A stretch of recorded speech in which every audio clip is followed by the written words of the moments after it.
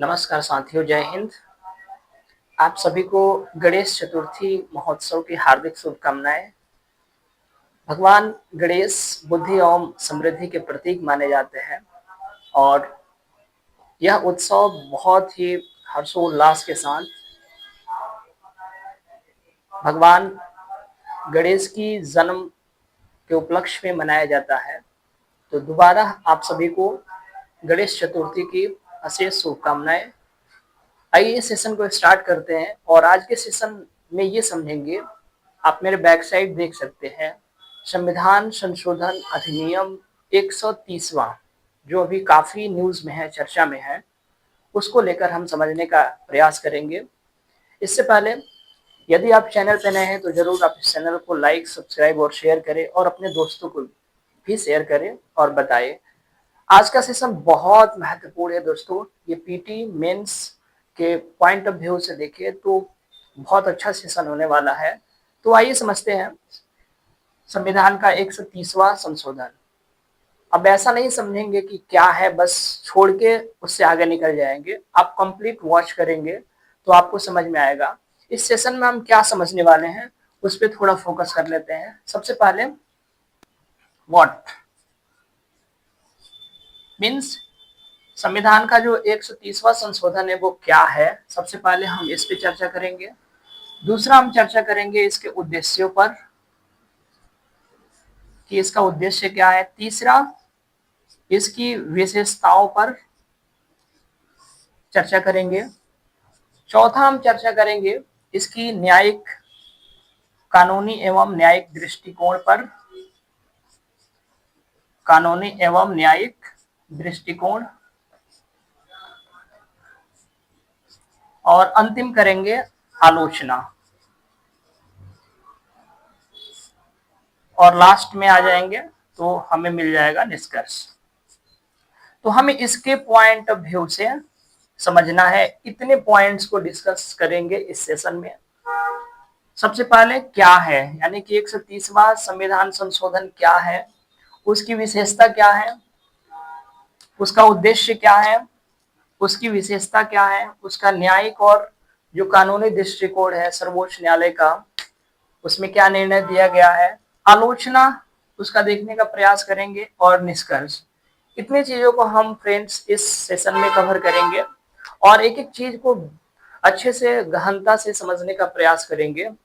क्योंकि आप जब भी किसी टॉपिक को पढ़ते हैं तो मेरा ये मानना है कि आप उसको पूरी डीपली और अच्छे तरीके से पढ़ें। हालांकि अभी ये विधेयक पारित नहीं हुआ है, लेकिन क्या क्या है इसमें हम उस विधेयक पे चर्चा करेंगे और समझने का प्रयास करेंगे कि एक्चुअल में अभी विधेयक किस दिशा में है और क्या वाकई में ऐसा विधेयक लाया जाना चाहिए। वो तो आलोचना, कानूनी और न्यायिक दृष्टिकोण, विशेषता, उद्देश्य, इन सब चीजों को जब करेंगे तो आपसे कोई भी प्रश्न, आई थिंक मुझे लगता है कि कोई भी प्रश्न नहीं होगा। तो इन सब चीजों को हम गहनता से देखेंगे और आप जरूर वीडियोस को लाइक, सब्सक्राइब और शेयर करें। तो आइए सबसे पहले समझते हैं कि यह क्या है। आप लिख भी सकते हैं फ्रेंड्स, लिखेंगे तो ज्यादा बेटर रहेगा और ज्यादा आपको याद भी रहेगा। तो 130वां संविधान संशोधन की बात हो रही है। सॉरी फ्रेंड्स, क्या है तो article 75, article 64, article 9, just article 239 double A. इसके अलावे मैं बात करूं तो संघ राज्य क्षेत्र शासन अधिनियम 1963 एवं जम्मू कश्मीर एक्ट, पुनर्गठन अधिनियम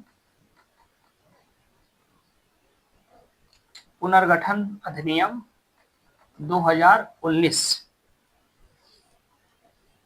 इसमें संशोधन करने का प्रस्ताव है। मैं पुनः आपको फिर समझाने का प्रयास करता हूं फ्रेंड्स कि ये जो आप देख रहे हैं यहाँ पे बहुत सारे इंपॉर्टेंट आर्टिकल्स लिखे गए हैं। तो यह प्रस्ताव एक तरह से आर्टिकल 75, आर्टिकल 64, आर्टिकल 239AA, इसके अलावा जो संघ राज्य क्षेत्र शासन अधिनियम है 1963 और जम्मू कश्मीर राज्य पुनर्गठन जो अधिनियम है 2019, उसमें एक तरह से संशोधन का प्रस्ताव है। अब हम इसको बारी बारी से समझने का प्रयास करेंगे कि 75 में क्या है, 164 में क्या है, 239AA में क्या प्रावधान होगा और क्या क्या इसमें एक तरह से प्रावधान है। तो सबसे पहले क्या में तो आपको यही जानना है, राइट, कि इतने में प्रस्ताव का प्रावधान किया गया है, प्रस्ताव का प्रावधान किया गया है। तो क्या में हमें इतना जानना है, राइट। अच्छा, मैंने पॉइंट्स में एक छोड़ दिया था, आई थिंक आप लिख लेंगे, वर्तमान स्थिति भी जानना है। वर्तमान स्थिति जो मैंने 5 पॉइंट्स 6 पॉइंट्स आई थिंक जो भी लिखवाया था, क्या है उसका उद्देश्य, क्या है विशेषता, क्या है न्यायिक दृष्टिकोण, क्या है, और इसके अलावा जो आलोचनात्मक परीक्षण है, आलोचना, निष्कर्ष, और उसमें आप बीच में डाल सकते हैं वर्तमान स्थिति, क्योंकि इसको ज्यादा समझने की आवश्यकता है। तो वर्तमान स्थिति को हम अभी यहीं पे डिस्कस कर लेंगे और समझने का प्रयास करेंगे। तो क्या है, मैं आपको इतना चीजें जानना है। आर्टिकल 75, इसमें एक तरह से जो केंद्रीय मंत्री परिषद है उसमें प्रावधान की जो है वो प्रस्ताव रखा गया है। आर्टिकल 164 ये राज्य के मंत्री को सूचित करता है।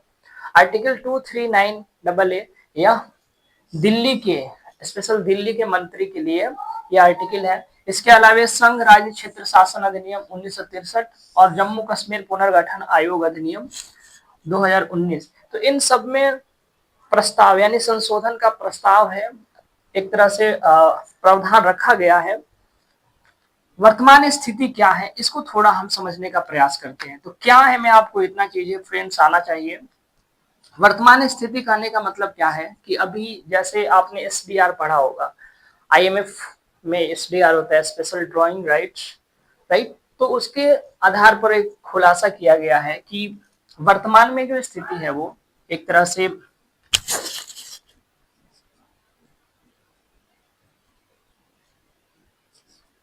46% जो विधायक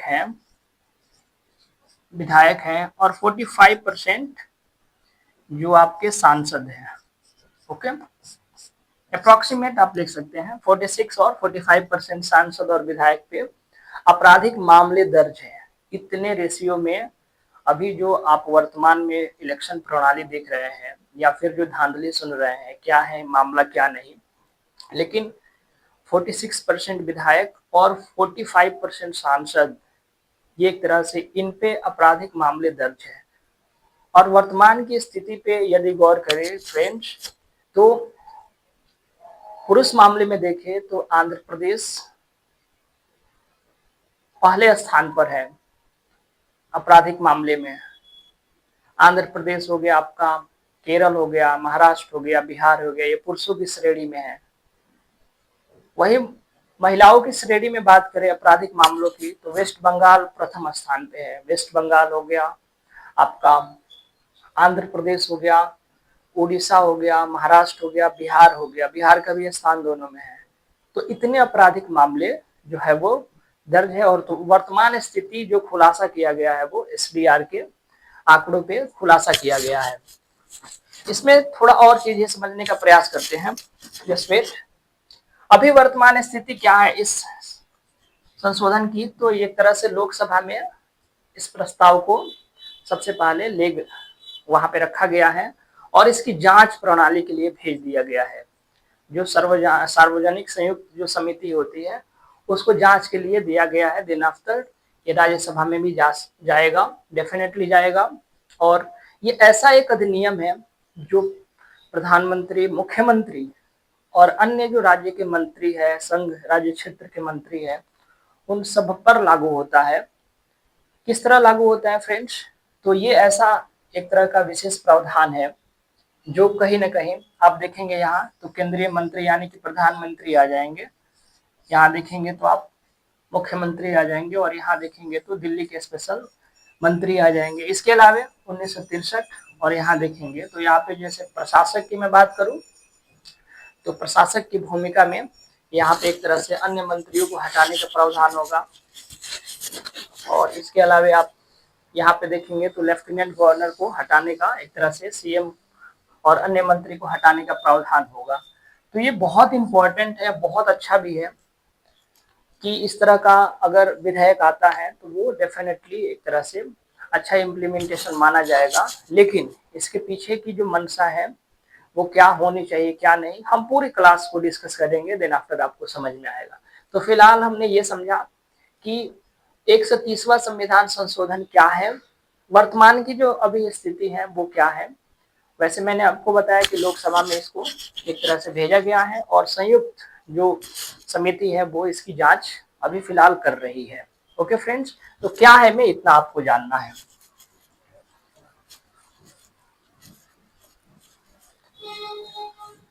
क्या है के बाद से अब हम जानने का प्रयास करेंगे फ्रेंड्स यहाँ पे कि इसके उद्देश्य क्या है।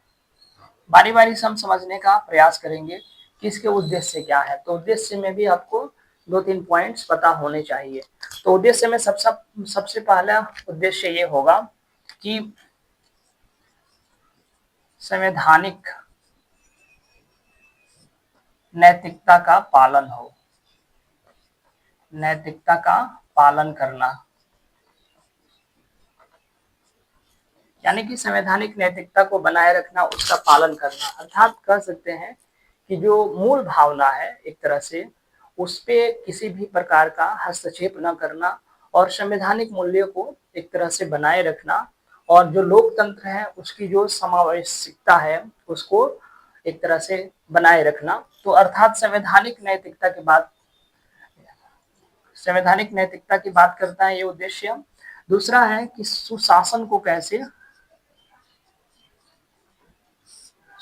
को कैसे चलाना है, यानी कि गवर्नेंस की जो एक तरह से पद्धति है, शासन प्रणाली है, उसको कैसे संचालित करना है, उसको एक तरह से जवाबदेही और प्रभावी रूप से कैसे उसको चलाने का प्रयास करना है। इसके अलावा जो सार्वजनिक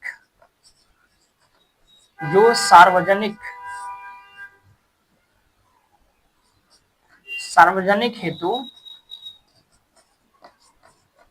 विश्वास की गारंटी, यानी कि कोई भी चीजें अगर हो रही है, खासकर मंत्री परिषद को लेकर, प्रधानमंत्री या फिर सीएम को लेकर, तो सार्वजनिक हित में देखेंगे तो विश्वास की एक तरह से रक्षा करना और इस विनम्र पे इस चीज को डिफाइन करना, इस आधार पे एक तरह से दिखाना कि सार्वजनिक हित में वो विश्वास की परिपूर्णता को दर्शाता हो। तो ये भी पॉइंट्स वैलिड पॉइंट्स हैं। इसके अलावा कोई ऐसा मंत्री जो पद पे रहे लेकिन इन सब संदेह से परे हो, यानी लिख सकते हैं कि मंत्री परिषद संदेह से परे हो, यानी किस संदेह से, तो ये वाला जो भी संविधान संशोधन आ रहा है तो वो मंत्री परिषद एक तरह से किसी भी प्रकार से लोगों के प्रति सार्वजनिक खुलासे में संदेह उस पर न किया जाए। तो ये एक तरह से, और लास्ट पॉइंट है कि एक तरह से पद की गरिमा का दुरुपयोग न हो।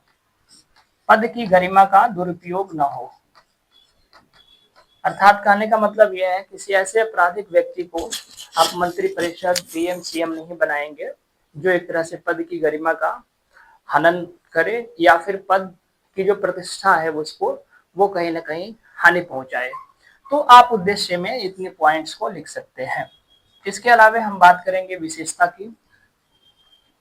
तो एक एक चीजों को अच्छे रूप में समझने का प्रयास करते हैं। विशेषता में आपको विशेषताएं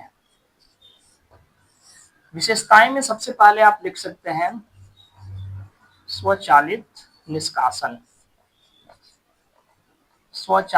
निष्कासन।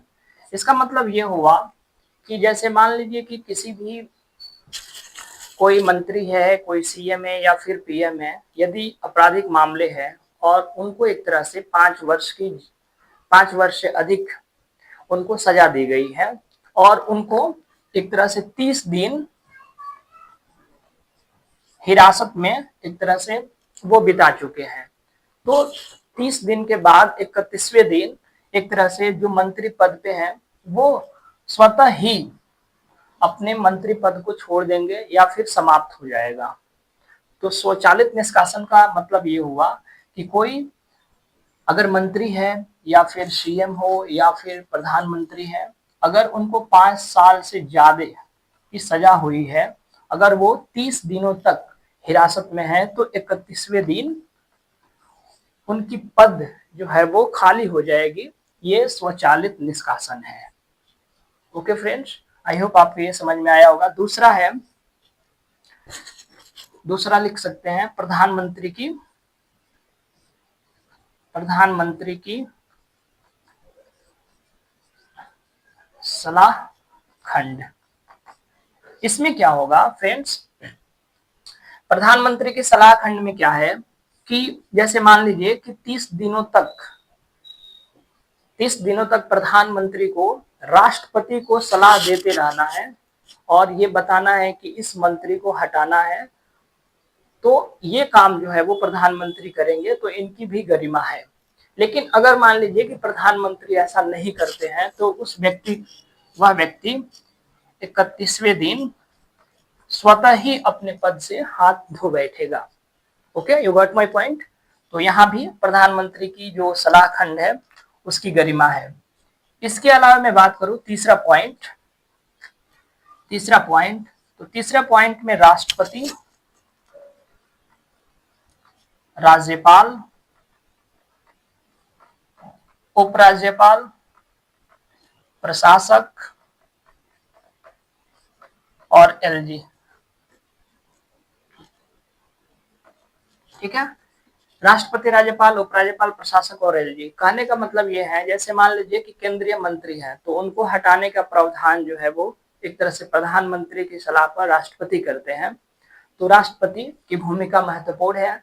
राज्यपाल आप देखेंगे राज्य स्तर पे, तो राज्य स्तर पे क्या होगा कि मंत्री परिषद एक तरह से मुख्यमंत्री जो सलाह देंगे तो राज्य मंत्री को राज्यपाल हटाएंगे। उपराज्यपाल, जहाँ पे संघ राज्य क्षेत्र की बात हो रही है वहां पे राज्यपाल को भी अधिकार दिया गया है। प्रशासक, जहाँ पे प्रशासक की भूमिका है वहां पे ये अधिकार दिया गया है कि वहां के सीएम हो या फिर वहां के अन्य मंत्री हो उसको हटा सकते हैं। एलजी का भी सेम अधिकार है। तो राज्यपाल, उपराज्यपाल और जो एक तरह से राज्यपाल है, राष्ट्रपति है, उनकी भूमिका भी महत्वपूर्ण हो जाती है। इसके अलावा मैं बात करूं तो जो संघ राज्य क्षेत्र है, संघ राज्य क्षेत्र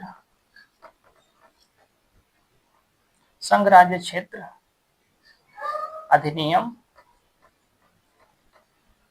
इसमें क्या एक तरह से प्रावधान है उसको समझने का प्रयास करते हैं। जैसे ये कानून जब ये प्रस्ताव एक तरह से पारित हो जाएगा, जब ये बिल बन जाएगा तो उसमें आपको पूरे एक तरह से समस्त राष्ट्र के लिए है। तो इसमें समस्त राष्ट्र कहने का मतलब है कि जो जैसे राज्य है या फिर संघ राज्य क्षेत्र है तो वो सब में बराबर रूप में लागू होगा, इक्वली वहां पे अधिकार दिए जाएंगे। जो केंद्र को अधिकार है वो राज्य स्तर पे होगा और संघ राज्य क्षेत्र है उस स्तर पे ये होगा, राइट।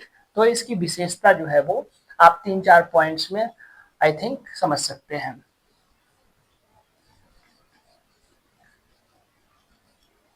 अगला पॉइंट डिस्कस करेंगे कानून एवं न्यायिक दृष्टि। कानून एवं न्यायिक दृष्टि या फिर दृष्टिकोण लिख सकते हैं कि एक्चुअल में इसका दृष्टिकोण क्या है। तो एक मामला आया था मनोज नरोला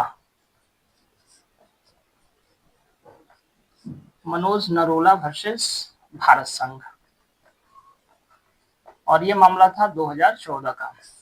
एक मामला आया था मनोज नरोला वर्सेस बनाम भारत संघ। इसमें सुप्रीम कोर्ट का निर्णय था कि कोई भी मंत्री जो कि आपराधिक मामले में एक तरह से संलग्न है उनकी नियुक्ति पर रोक नहीं है। इस मामले में ये कहा गया था कि उनकी नियुक्ति पर रोक नहीं है। दूसरा न्यायिक दृष्टिकोण क्या हो सकता है, लॉ कमीशन की देखें, यानी कि विधि आयोग। विधि आयोग,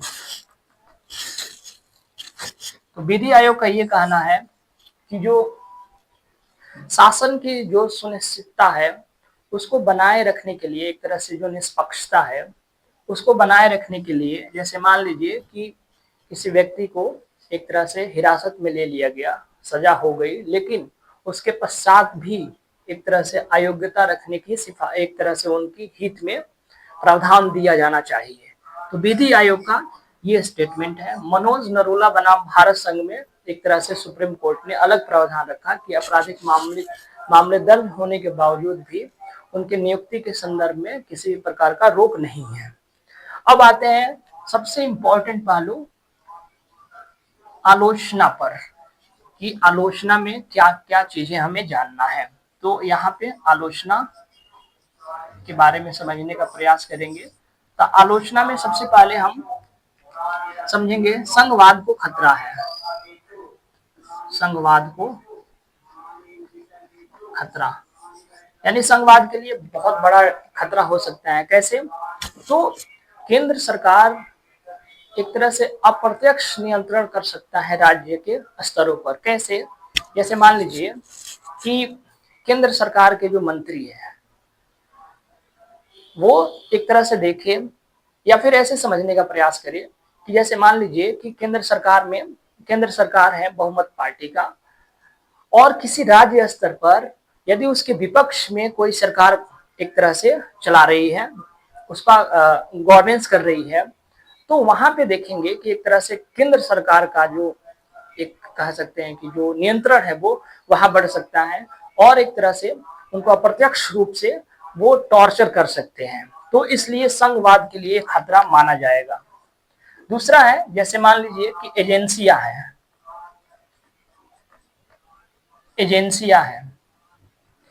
एजेंसियों का दुरुपयोग, जैसे ईडी, सीबीआई और अन्य जितनी भी एजेंसियां हैं आदि, वो एक तरह से मनमानी कर सकती है। छोटे छोटे मामलों में क्या होगा कि एक तरह से वो ईडी अपना एक्शन ले सकता है, सीबीआई अपना एक्शन ले सकता है। तो ये एक तरह से देखेंगे कि लोकतंत्र के लिए खतरा का जो है वो खतरा का एक संकेत है। तो ये भी एक तरह से एजेंसियों का दुरुपयोग जो है वो कहीं ना कहीं एक तरह से इसको कमजोर करता है। तीसरा पॉइंट हम डिस्कशन करेंगे कि जो राजनीतिक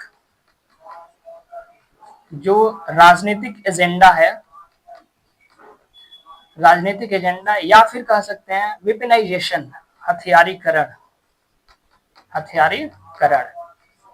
तो इसमें क्या होगा दोस्तों, जैसे मान लीजिए कि यहाँ पे एक तरह से जो राजनीतिक एजेंडा है, हथियारीकरण है, उसमें जो जिसकी सरकार होगी, बहुमत की सरकार होगी, वो एक तरह से देखेंगे कि वो राजनीतिक एजेंडा के थ्रू, वेपनाइजेशन के थ्रू वो किसी भी मंत्री को एक तरह से ऐसा प्रावधान कर सकता है जिसमें वहां पे देखा जाएगा यदि, तो एक तरह से वहां पे जो ये कहीं ना कहीं कानून का एक तरह से उल्लंघन भी है। क्यों उल्लंघन है, क्योंकि ये कानून के प्रकृति के विरुद्ध है। क्योंकि यहाँ पे ये बात करता है कि उसको केवल हिरासत के आधार पे उसको 30 दिनों के भीतर एक तरह से 30 दिन तक रखना है। उसके पश्चात 31वें दिन उसकी पद की बर्खास्तगी हो जाएगी। तो एक तरह से ये केवल हिरासत की बात करता है, हिरासत यानी कि हिरासत पे बात करता है, न कि संवैधानिक मूल्यों पर। तो इससे क्या होगा, इससे आर्टिकल 14 और आर्टिकल 19 का उल्लंघन माना जा सकता है। तो ये पॉइंट्स जो है वो एक तरह से डिस्कस आप कर सकते हैं। तो आलोचना में संघवाद के लिए खतरा है, एजेंसियों का दुरुपयोग है, राजनीतिक एजेंडा यानी कि हथियारीकरण है। ओके फ्रेंड्स, तो आलोचना भी आपने समझ लिया। अब आते हैं फाइनली निष्कर्ष पे।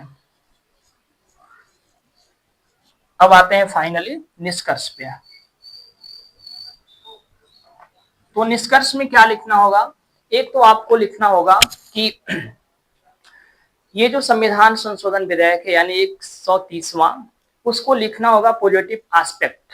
आपके पॉजिटिव एस्पेक्ट को देखा जाता है और देखा जाता है कि प्रभावी बनाने के लिए आपने एक तरह से क्या एक जो है वो अपना पॉजिटिव अप्रोच, यहाँ पे पॉजिटिव ओपिनियन अपने अपना दिया है और उसको जरूर, जैसे जितने भी पॉइंट्स को मैंने डिस्कस किया उन सब चीजों को मर्ज करके फिर आप आते हैं फाइनल कंक्लूजन पे। तो आप कंक्लूजन में फ्रेंड्स ये लिख सकते हैं कि जहां पे 130वां संविधान संशोधन अपने उद्देश्य एवं लक्ष्यों के प्रति एक तरह से जितना सजग है, उसको ये भी समझने का प्रावधान करना चाहिए कि जो संघवाद है और जो राज्य स्तर पे जो सरकारें हैं विपक्ष में, उनके लिए खतरा का संकेत भी है।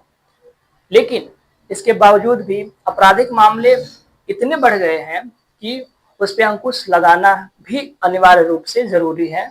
तो अर्थात इस प्रकार के प्रावधान को गवर्नमेंट को लाना चाहिए और पारदर्शिता एवं जवाबदेहिता के तहत उसे लागू करना चाहिए। तो आप इतनी चीजें लिख सकते हैं और इतना इनफ भी है, राइट फ्रेंड्स। तो निष्कर्ष में इन चीजों को लिख सकते हैं। निष्कर्ष कई अलग अलग एक तरह से क्षेत्रों के संदर्भ में भी आप लिख सकते हैं, लेकिन आपको निष्कर्ष बहुत प्रभावी एवं सटीक लिखने की आवश्यकता है। सो फ्रेंड्स, आई होप आपको ये समझ में आया होगा 130वां संविधान संशोधन क्या है और वर्तमान में उसकी स्थिति क्या है, इसके अलावा उसका उद्देश्य क्या है, उसकी विशेषता क्या है और उसका जो न्यायिक और कानूनी दृष्टिकोण है वो क्या है, और इसके पश्चात आलोचना क्या है और निष्कर्ष। तो किसी भी टॉपिक को जब आप अध्ययन करते हैं गहनता से, तो आप इन 4-5 पॉइंट्स के तौर पर यदि आप अध्ययन करते हैं तो आप एक तरह से पूरी चीजों को समझने का प्रयास करते हैं। तो आई होप आपको ये सेशन अच्छा लगा होगा और जाते जाते जरूर आप वीडियोस को लाइक, सब्सक्राइब और शेयर करें। ओके, धन्यवाद। मिलते हैं नेक्स्ट सेशन में, तब तक के लिए धन्यवाद।